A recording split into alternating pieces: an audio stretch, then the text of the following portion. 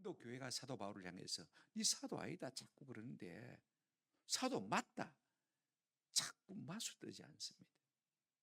어떻게 말합니까? 내가 사도인 증거를 하나씩 하나씩 좋은 말로 풀어가는 것을 볼 수가 있습니다. 막부터 싸우려고 들지 않습니다. 여러분, 우리가 비난받고 비난받을 때에 밥부터 싸우려고 하지 않는 은혜가 있기를 주님의 이름으로 축원합니다. 내가 어떤 사람인지 그냥 말로 조용히 증명해 주면 되는 거예요. 그래서 사도 바울은 너희가 내 추천서라고 했습니다. 이 음란의 도시 고린도에서 교회가 생겨난 거 봐라. 하나님이 나와 함께 하신 증거가 아니냐. 그러니까 너희가 나를 사도로 인정하신 거라. 조금 더 다를 바 없다. 4절부터 11절까지 사도 바울은요, 사도됨의 확신이 넘쳐나는 것을 볼 수가 있습니다. 율법의 영광도 영광스러운데, 그죠? 하물며 복음의 영광이 얼마나 영광스럽겠느냐. 3장 4절부터 11절까지 이야기했습니다. 그죠? 그런 다음에 이제 4절부터 11절까지 쭉 이야기를 한 다음에 우리가 지난 시간에 좀 생각을 했습니다만은요, 모세는 자기 얼굴에 수건을 가렸다고 했습니다. 그죠? 왜 가렸느냐? 우리는 그냥 인간적으로 생각해서 자기 겸손, 그죠? 백성들을 배려해서 그렇게 했다 생각했는데, 사도 바울은 뭐라고 해설을 하냐 하면 이렇게 해설을 했습니다. 없어질 율법의 영광을 한번 따라 합시다. 가렸다. 율법을 가리면 누가 드러납니까? 예수가 드러나잖아요. 그럼 바울은 많은 사람이냐? 나는 수건을 걷는 사람이다. 그래서 예수만 보이게 하는 사람이다. 궁극적으로 누구를 위하는 것입니까? 둘 다 예수를 위하는 것이죠. 그러니 우리가 사도 아니냐 하는 것을 지금 말하고 있는 것을 볼 수가 있습니다. 그가 사도된 원인과 사도된 증거가 무엇인지를 우리가 1절부터 2절을 통해서 우리가 알 수가 있습니다. 한번 보실까요? 첫 번째 대지입니다.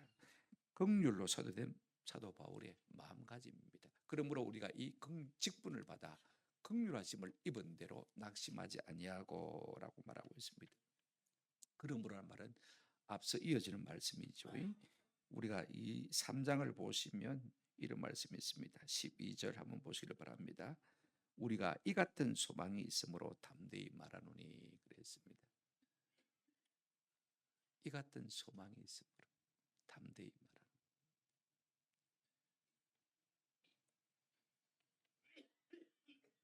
이 같은 소망이 있기 때문에 지금 사도 바울은 계속 일한다 그 말인 것입니다. 자, 보십시오.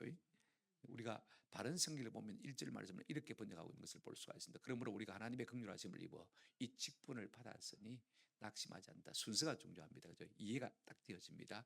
우리가 하나님의 긍휼하심을 받아서 입어서 직분을 받았다. 그죠? 이야기를 지금 하고 있는 것을 볼 수가 있습니다. 그러면 여러분들 한번 생각해 보십시다. 이 직분을 주신 분이 누굽니까? 하나님이시죠. 그죠? 하나님의 무엇으로 말미암았어요? 긍휼입니다. 긍휼. 이게 참 중요해요. 사도 바울은요, 사실은 우리가 잘 알다시피 원래는 율법주의자고 원래는 그리스도를 대적하는 사람입니다. 그런데 왜 하나님께서 이 바울에게 긍휼을 베풀어 주셨을까? 디모데전서 1장을 보시면 16절에 이렇게 말하고 있습니다. 내가 긍휼을 입은 까닭은 뒤에 보시면 구의 주를 믿어 영생을 얻는 자들에게 본이 되게 하려 하십니다. 네가 잘나서, 네가 똑똑해서, 네가 열정적이기 때문에, 네가 끈기가 있기 때문에 내가 너를 일꾼 삼은 게 아니라는 것입니다.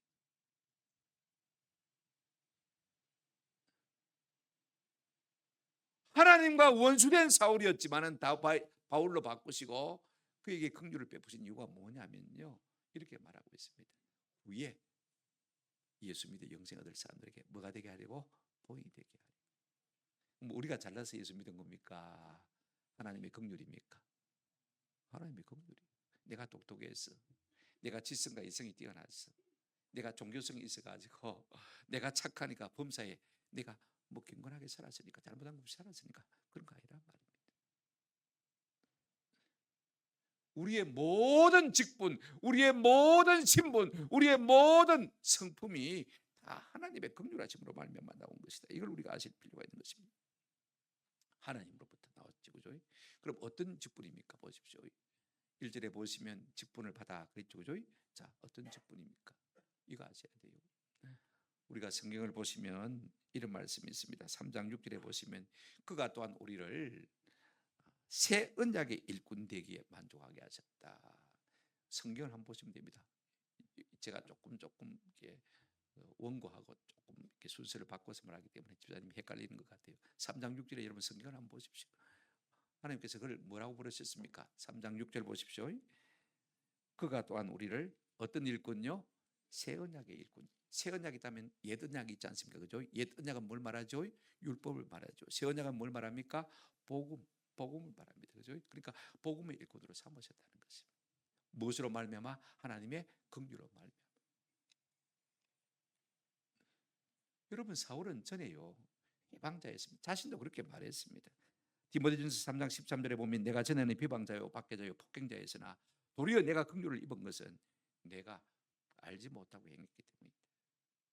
그런가 하면 사도행전 26장을 보면요, 자기가 자기 입으로 다 풀어요. 내가 하나님 앞에서 얼마나 악을 행한 사람인지를 다 불고 있습니다. 10절에 보시면 예루살렘에서 이런 일을 행하여 대제사장들에게 고난을 받아 가지고 많은 성도를 뭐 했습니까? 옥에 가두고, 그 다음에 죽일 때 내가 어떻게 했습니까? 누구를 죽일 때요? 스데반 집사를 죽일 때 자기가 주동했습니다. 11절을 보십시오.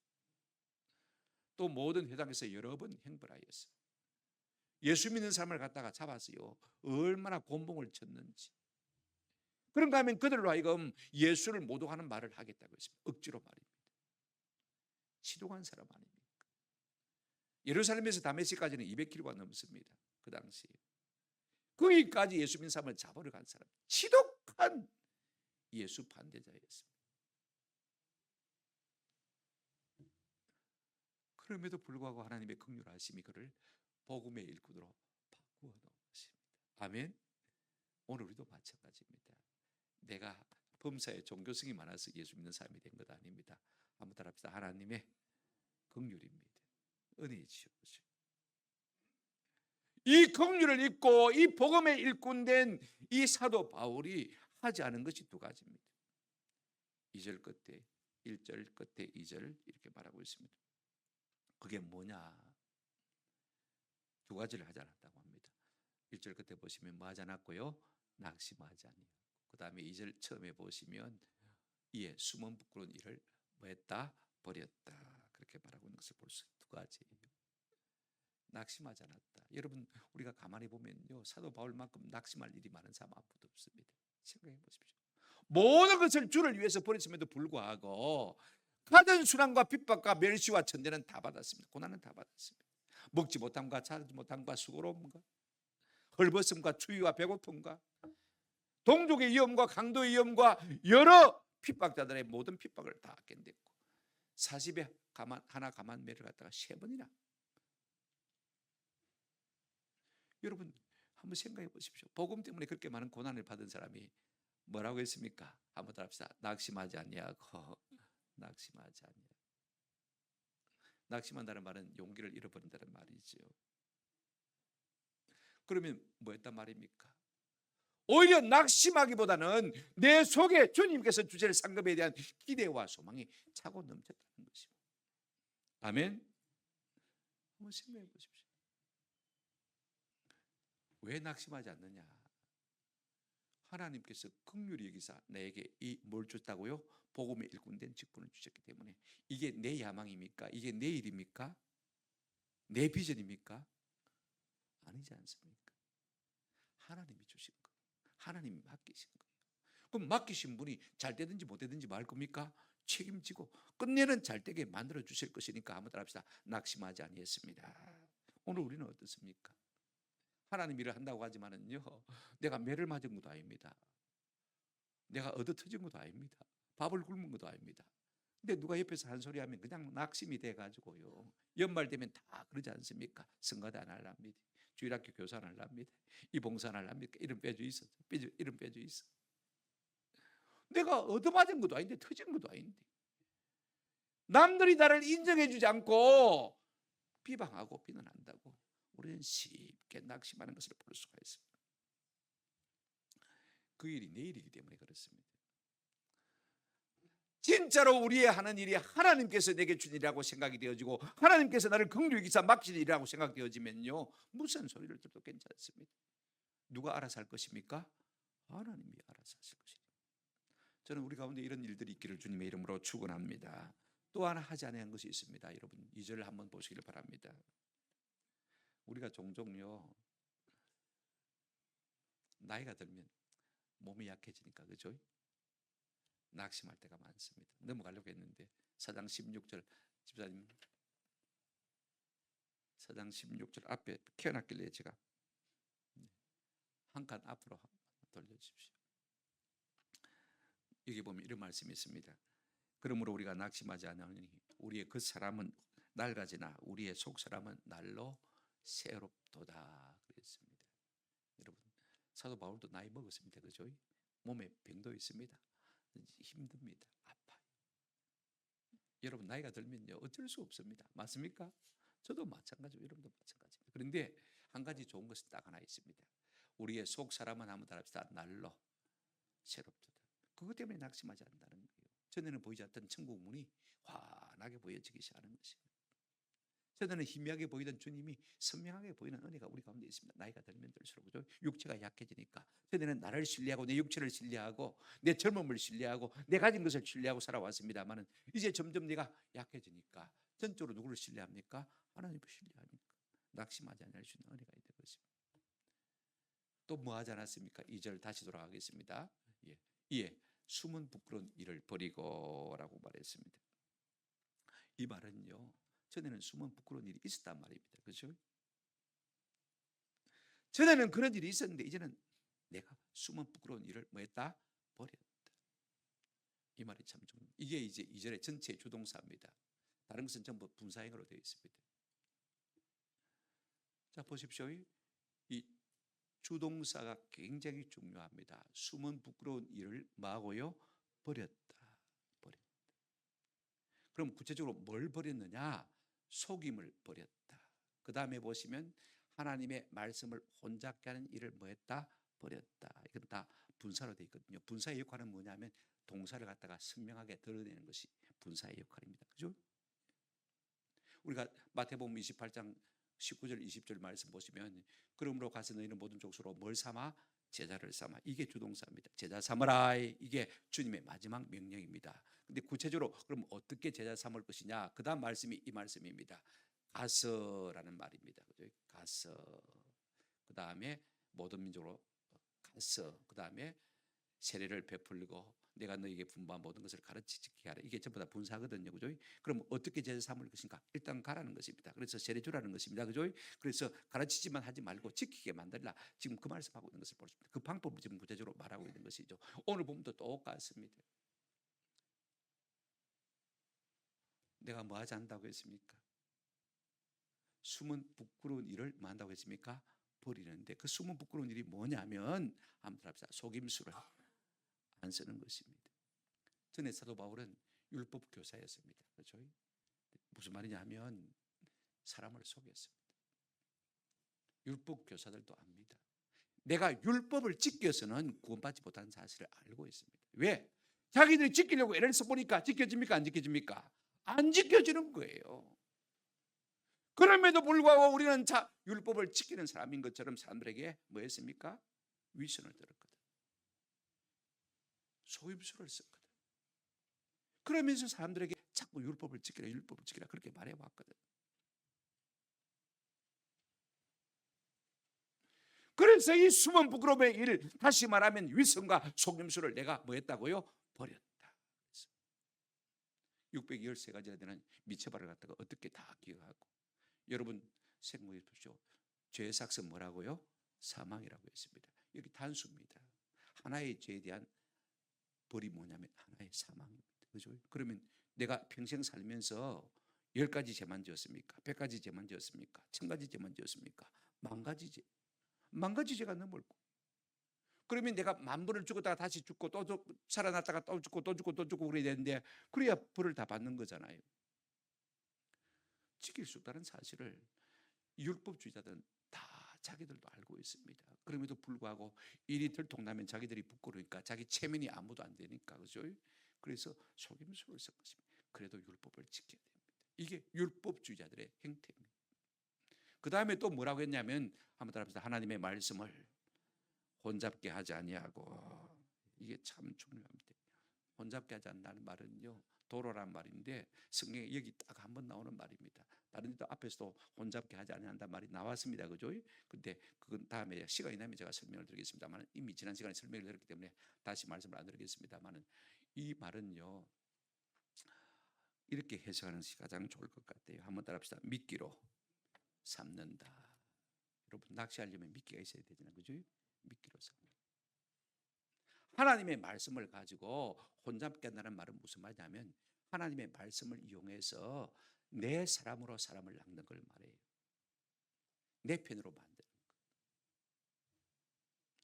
내 이익물로 삼기 위해서 설그머니 말씀에 미끼를 갖다가 던지는 거예요. 결국은 사람을 이용하기 위한 것입니다. 여러분, 거짓 교사들이나 이단들은 다 그렇게 했습니다. 자기를 위해서 복음의 미끼를 던지는 거예요. 누구를 위해서요? 자기를 위해서. 근데 나는 그렇게 하지 않는다.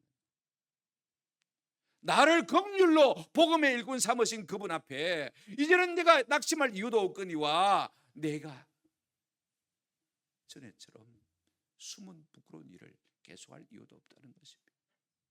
그래서 뭘 버렸습니까? 속임수를 버렸고 미끼를 버렸다는 말씀인 것입니다. 그래서 뭐라고 말하고 있습니까? 오직 뭐만 나타냈다고요? 진리만 나타냈다. 여러분, 이런 말을 들어보면 사도 바울이 진짜 사도입니까? 아닙니까? 진짜 사도잖아요. 그래서 자기가 하고자 한 말을 우회적으로 좀 이렇게 매라지고 있는 것을 볼 수가 있습니다.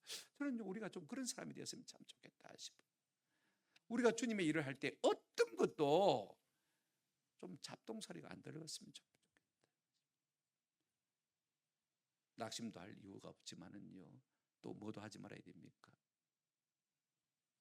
숨은 부끄러운 일도 우리가 버리는 은혜가 있기를 주님의 이름으로 축원합니다. 우리가 무엇으로 성도됨을 증명할 수가 있습니까? 말입니까? 아닙니다. 삶을 그렇게 살아야 진짜 그리스도의 영광이 우리의 삶을 통해서 드러날 수가 있는 것입니다. 두 번째로 3절 4절 내용은 이런 내용입니다. 믿지 않는 자는 믿지 않은 이유가 무엇인가? 왜 안 믿는가 하는 것입니다. 3절 4절 한번 보시길 바랍니다. 만일 우리의 복음이 가려졌으면 망하는 자들에게 가려진 것이라. 4절 그 중에 이 세상의 신이 믿지 아니하는 자들의 마음을 혼미하게 하여 그리스도의 영광의 복음의 광채가 비치지 못하게 하미니 그리스도는 하나님의 형상이니라. 여러분, 본문 보시길 바랍니다. 똑같은 사람이 똑같은 사람들에게 똑같은 장소에서 복음을 전했는데 어떤 사람은 믿고 어떤 사람은 안 믿습니다. 그죠? 왜 이런 현상이 일어나는 것일까? 사람들은요, 안 믿는 것을 내가 똑똑하기 때문에, 내 이성과 지성이 맑기 때문에, 예수 믿는 것들은 참 어리버리하고 좀 멍청해가지고, 그죠? 그래 해놓겠다고 생각을 합니다. 과연 그런가? 사도 바울은 이에 대해서 뭐라고 말하고 있는가 하는 것입니다. 사도 바울은요, 인류를 딱 두 가지로만 나누었습니다. 여러분, 앞에서 우리가 생각했지만은 2장 15절 한번 보시기를 바랍니다. 2장 15절에 보시면 우리는 구원받는 자들에게나 망하는 자들에게나 하나님 앞에서 그리스도의 뭐라고 했습니까? 향기다. 인류는요, 딱 두 종류의 사람만 있습니다. 구원받는 자들이 있고, 그 다음에 많은 자들이 있습니까? 망하는 자들이 있고, 믿는 자들이 있고 믿지 않는 자들, 딱 두 종류밖에, 하나님 앞에서는 그 두 종류밖에 존재하지 않습니다. 뭐 부자나 빈자나, 배운 사람이나 못 배운 사람이나, 이런 것은 다 뭐 의미가 없고, 하나님 앞에서는 믿는 자냐 믿지 않느냐, 이 두 가지만 의미가 있는 것입니다. 그런데 믿지 않는 사람은 왜 믿지 않느냐? 3절 한번 다시 보시길 바랍니다. 만일 우리의 복음이 가려졌으면 망하는 자들에게 가려진 것이라고 했습니다. 망하는 자들은 믿지 않는 자들인데, 그죠? 그들이 왜 믿지 않느냐? 한번 답합시다. 복음이 가려졌기 때문입니다. 진리의 말씀을 듣고도 믿지 않는다면 내가 똑똑해서 안 믿는 것이 아니고, 내가 이성과 지성이 냉철해서 안 믿는 것이 아니고, 뭔가가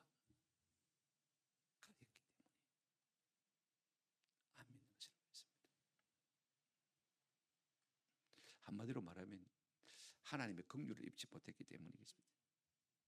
여러분, 대단히 지금 사도 바울이 무슨 말을 하고 있습니다. 보십시오. 제가 설교자로서 설교하면서 제 설교를 듣고도 믿지 않으면 여러분 다 망할 자들입니다. 이렇게 하면 여러분들이 기분 좋겠습니까?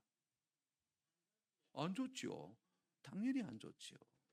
근데 사도 바울은요, 엄청난 확신과 담대함을 가지고 있었습니다. 나는 최선을 다해서 너희를 위해서 참 복음만 진리만 전했다는 것입니다.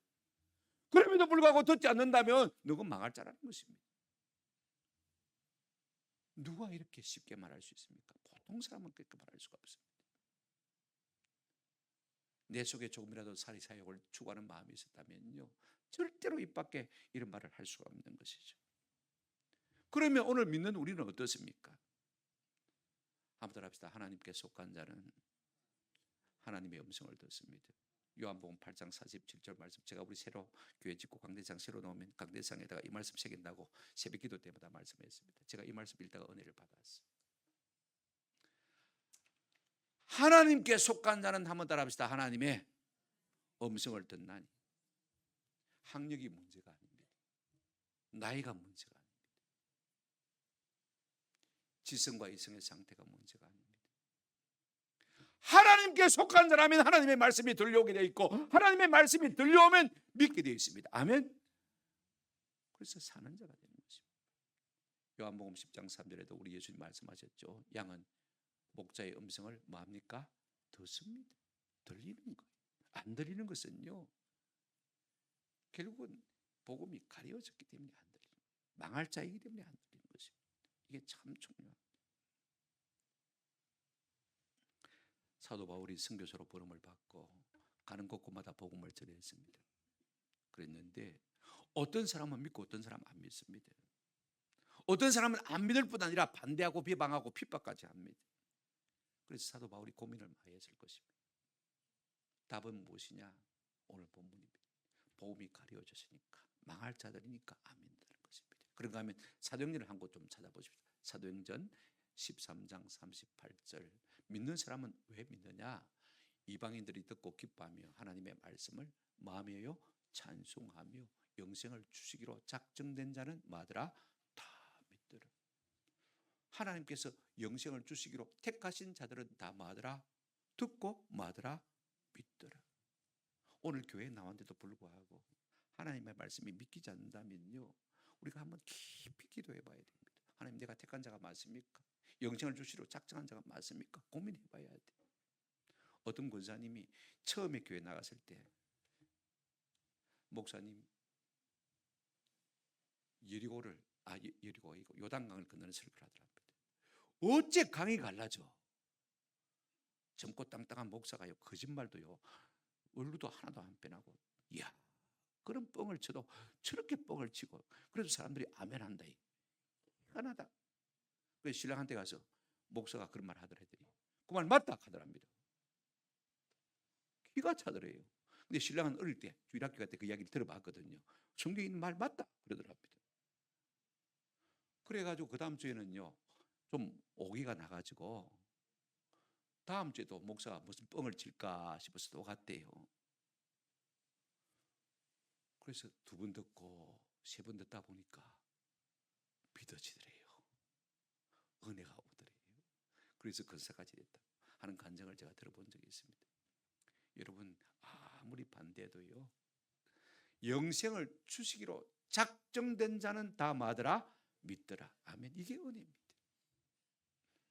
하나님의 복음이 가려지지 않는 것이 은혜입니다. 그러면 가려지는 것은 무엇입니까? 망할 징조인 것입니다. 왜 또 복음이 가려지는 것입니까? 4절 보시길 바랍니다. 4절. 그 중에 이 세상의 신이 믿지 아니한 자들의 마음을 혼미하게 하여 그리스도의 영광의 복음의 광채가 비치지 못하게 하미니 그리스도는 하나님의 뭐라고요? 형상이다. 또 이제 조금 더 설명을 보충합니다. 왜 가리워졌느냐? 그죠? 왜 가리워졌느냐? 이 세상의 신은 사단 마귀를 말합니다. 단수죠, 그죠? 자, 보십시오. 이 세상의 신이 믿지 않는 자들의 마음을 어떻게 했다고 했습니까? 한번 따라합시다. 혼미하게 하여 어둡게 했단 말입니다. 마음이라기보다는 생각으로 번역하는 것이 훨씬 나을 것 같아요. 마음을, 생각을 갖다가 혼미하게 만들었다는 것입니다. 여러분, 사람은요, 안 믿는 것이 자기가 똑똑해서 안 믿는 줄 압니다. 내 이성이 명철하니까, 내 지성이 날카로우니까. 여러분, 이성과 지성이 명철하기로 치면요, 사도 바울만큼 명철한 사람이 어디 있습니까? 그도 두들겨 맞으니까 별 수 없이 예수를 믿게 되잖아요. 이 생각이 내 지성이 생각하는 것 같지만은 실제로는 마귀가 주는 생각인 것입니다. 마귀가 뭐 한다고요? 혼미하게 한다, 어둡게 한다는 말입니다. 그래서 하나님의 영광의 빛의 광채가 그 마음속에 뭐 하지 못하겠다고요? 비치지 못하게 하는 것입니다. 빛을 다 가려버린 것입니다. 지금 사도 바울은 자기 이야기를 하고 있습니다. 그가 율법주의자였을 때 예수를 비방하고 그죠? 그 다음에 예수 믿는 사람을 얼마나 잡아서 옥에 가두고 죽였습니까? 다메섹을 향해서 나아갈 때 정오 대낮인데 태양보다 더 밝은 빛이 자기를 갖다가 비추었습니다. 그 앞에 완전히 고꾸라졌습니다. 주여, 니시오니까 나는 네가 핍박하는 예수라. 그리고는 눈이 멀었습니다. 아나니아가 와서 그를 안수했습니다. 눈이 열렸습니다. 빛이 찾아왔습니다. 자기가 그런 사람이었거든요. 드디어 빛을 비춰주신 거예요. 육의 눈은 잠시 멀었지만 그죠? 영의 눈을 열었어. 하나님의 아들 예수 그리스도가 구원자이심을 깨닫게 되어진 것입니다. 저는 이런 불상사를 당해서라도 우리가 예수 믿는다면 그게 은혜 중에 은혜요, 복 중에 복인 줄로 믿습니다. 여러분, 그리스도는 누굽니까? 제일 끝에 보십시오. 그리스도는 하나님의 뭐라고요? 형상이라고 했습니다. 하나님 우리가 다 눈으로 볼 수 없지만 예수님이 하나님의 이모콘이라 그 말씀인 것입니다. 우리가 예수를 본 자는 하나님을 본 자나 마찬가지고 예수를 믿는 자는 하나님을 믿는 자나 마찬가지다, 그 말인 것입니다. 그러면 예수의 이모콘은 뭘까요? 저는 교회라고 생각되어집니다. 우리가 작은 예수예요. 예수쟁이답게 살아야 되겠죠, 그죠? 이런 부담감을 갖고 사실은 좀 은혜가 있기를 주님의 이름으로 축원합니다. 그렇습니다. 바울이 하고자 하는 말은 무슨 말이냐면요, 안 믿는 사람들은 왜 안 믿느냐? 바울이 전한 복음이 잘못되어서가 아닙니다. 복음을 전하는 전도자들이 잘못되어서가 아닙니다. 악한 영들이, 그죠? 악한 신이, 사단 마귀가 그들의 마음을 막기 때문에요, 어둡기 때문에, 복음을 가렸기 때문에 믿지 않는 거라고 말하고 있습니다. 그럼 우리가 세 번째로 생각할 것은 이것입니다. 바울은 왜 그럼에도 불구하고 자꾸 복음을 전파하겠다고 말하는 것이냐? 생각해 보십시오. 하나님께서 이미 택한 자를 택해 놓으셨고, 그죠? 안 믿을 자를, 버린 자를 버리다 했다면 뭐 때문에 우리가 복음을 전해야 되는 것입니다. 이걸 지금 이제 5절 6절에서 우리에게 말하고 있습니다. 5절 6절 한번 같이 보십시다. 시작. 우리는 우리를 전파하는 것이 아니라 오직 그리스도 예수의 주 되신 것과 또 예수를 위하여 우리가 너희의 종된 것을 전파합니다. 아니, 그냥 내버려 두면 예수 믿을 사람 믿고, 그죠? 때가 되면, 그죠? 망할 사람 망할 건데 뭐 한다고 자꾸 전파해요? 그렇지 않습니까? 생각해 보십시오. 우리가 장로교는 선택 교리를 믿지 않습니까? 그죠? 하나님 택한 백성이 있다는 겁니다. 그죠? 그러면 택한 백성이 지질로 지가 알아서 믿을 거고, 안 택했으면 지질로 맞들어져 나갈 건데 뭐 하려고 전파한다. 근데 바울의 자세가 딱 나옵니다. 그렇게 하는 이유가 나와 있어요. 보십시오. 우리는 우리를 말하는 것이 아니요, 전파하는 것이 아니에요. 아닌 것이 하나 있습니다. 내 자랑하려고, 나를 드러내려고 내가 전도하는 것 아니랍니다. 여러분, 항상 이런 마음이 있어야 돼요. 그 다음에 뭐라고 했습니까? 오직 우리는 그리스도 예수의, 한번 따라합시다, 주 되신 것을 전파한다고 했습니다. 예수가 주님입니다. 왕이라는 것입니다. 근데 이게 말로만 안 되어집니다. 내 삶이 전적으로 주님의 종된 삶이 되어야만, 그죠? 이 말이 효력이 있는 것입니다. 흔히 성도가요, 시간도 내게라고 생각하면 주일날 못 지킵니다. 그죠? 주일도 못 지키면서 내가 주님의 주대심을 드러낼 수가 있습니까? 그 다음에 물질, 그죠? 이게 내게라고 생각하면요, 11조 못 드립니다. 그렇지 않습니까? 11조도 못하면서 어떻게 주대심을 우리가 드러낼 수 있습니까? 내 재능, 하나님께서 다 주신 것인데, 지혜도 마찬가지고, 그죠? 이것 다 하나님의 것인데 아까워서 하나님께 드리지 못한다면 어떻게 주대심을 우리가 스스로 삶을 통해서 증명하고 있는 것입니까? 그렇지 못한 거 아닙니까? 사도 바울이 증거하는 것은요, 자기 시간도, 자기 물질도, 자기 재능도, 그죠? 전부가 주님의 주권에 속한 것이기 때문에 주를 위해서 쓴다는 것입니다. 그래서 주 대신만 증거한다는 겁니다. 그 다음에 또 하나 하는 것이 있습니다. 마지막 읽어보실까요? 5절 끝에 시작. 또 예수를 위하여 우리가 너희의 종된 것을 전파함이라. 우리가 그리스도의 종이지 어떻게 사람의 종입니까? 그러나 사람의 종이 되지 않으면 그리스도의 종인 것을 증명할 길이 없습니다. 맞습니까? 이거 우리가 아셔야 돼요. 내가 그를 전심으로 섬기지 않으면 우리의 삶에서 그분이 우리의 주인이라는 사실을 증명해낼 방법이 없습니다. 이걸 우리가 아셔야 돼요.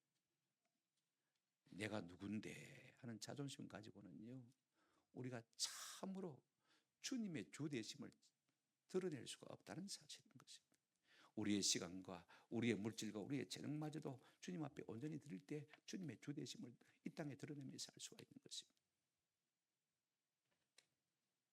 그러면 왜 계속해서 예수 그리스도를 전파하는 일을 하지 않으면 안 되느냐? 6절 말씀 우리 한번 같이 보시겠습니다. 같이 한번 읽어보시고 정리하도록 하겠습니다. 어두운 데서 빛이 비치라 말씀하셨던 그 하나님께서 예수 그리스도의 얼굴에 있는 하나님의 영광을 아는 빛을 우리 마음속에 마시다고요? 비추셨다. 우리 하나님이 얼굴의 빛을, 영광의 빛을 우리 가운데 비춰주시니까 우리가 하나님을 알고 예수 믿은 겁니다. 그죠? 계속해서 그 일을 하고 계시다는 겁니다. 그런데 여러분, 어두운 데서 빛이 비치라 말씀하셨던 그 하나님께서 그 앞에 보면, 여러분 성경에 보면 숫자가 하나, 기호 하나 붙어 있죠. 뭐라고 붙어 있습니까? 여러분 성경에 좀 성경 읽을 때 그런 것도 한번 찾아보시면 좋은데 뭐가 있습니까? 뭐가 있습니까? 앞에 어두운 데서 이게 기호가 하나 붙어 있죠. 여러분 성경 하나도 없습니까? 박수미 집사님 한번 보이소. 네. 의미야 뭐가 있노? 성경 안 가지고 됩니까?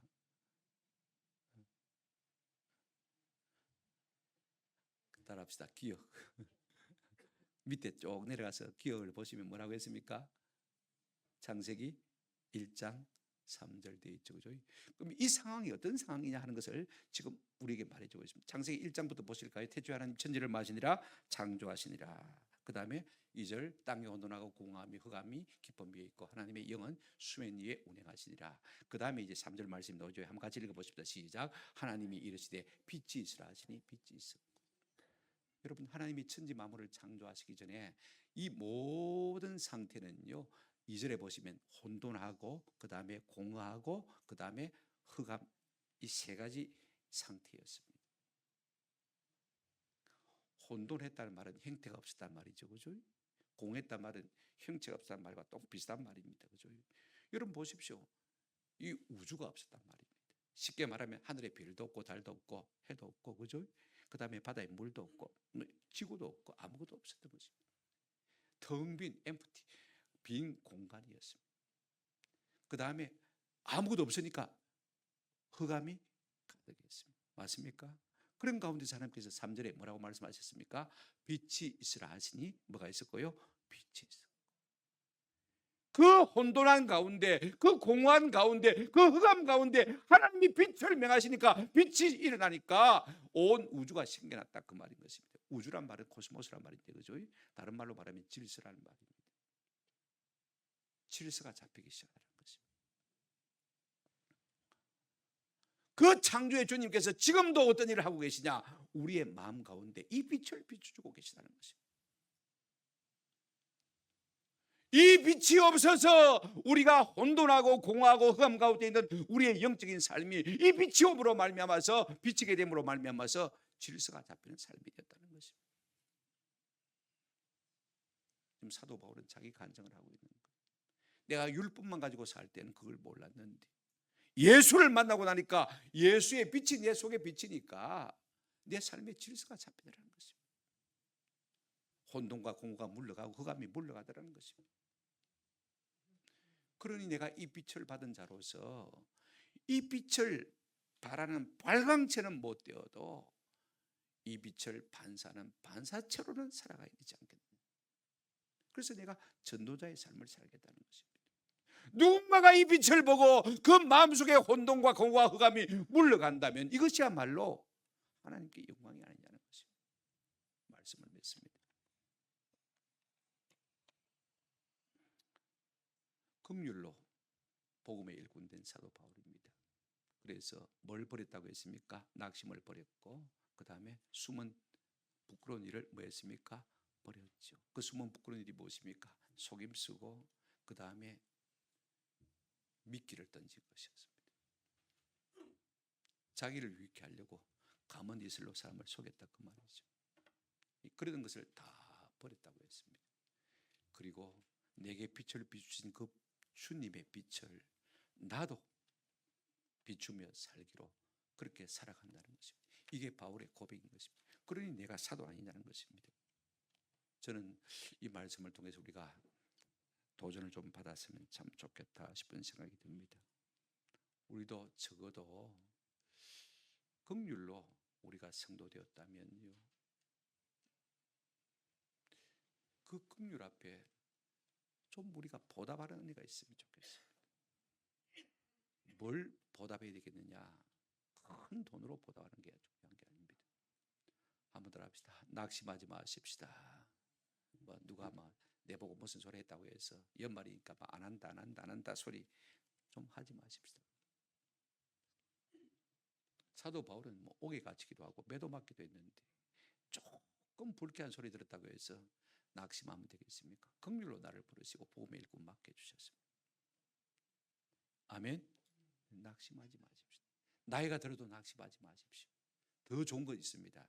나이가 들면요, 마음의 눈은 훨씬 더 밝아집니다. 아멘. 젊을 때는 내가 헬기로 살았지만은요, 나이가 들면 헬기가 약해지기 때문에 자연히 주님을 의지할 수밖에 없고 믿음이 더 순결해질 수밖에 없는 것입니다. 낙심하지 마십시오. 또 하나는 여러분 우리가 꼭 기억하시길 바랍니다. 숨은 은밀한 일을 버리십시다. 속이는 거 버리십시다. 위선 버리십시다. 괜찮은지 안 괜찮으면서도 그죠? 신앙생활 잘하는지 그래봐야 내 성장에 아무 도움이 안 됩니다. 있는 모습 그대로 주님 앞에 살기를 주님의 이름으로 축원합니다. 무엇보다도 우리가 빛을 받았으니 빛의 발광체가 못 되어도 우리가 반사체는 될 수 있도록 그와 같은 삶을 살아가는 은혜가 있기를 주님의 이름으로 축원합니다. 아멘. 말씀을 생각하시면서 우리 찬송 한 장 같이 부르실 때 320장 1절만 부르겠습니다.